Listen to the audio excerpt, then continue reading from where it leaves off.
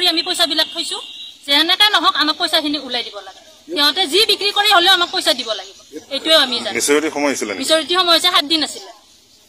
কেনেকৈ কি থৈছিল আপোনালোকে পইচা আমাৰ ডেইলি 350কে থৈছিলো আৰু বাকি মোৰ মাহিলি আছিল 500 টকা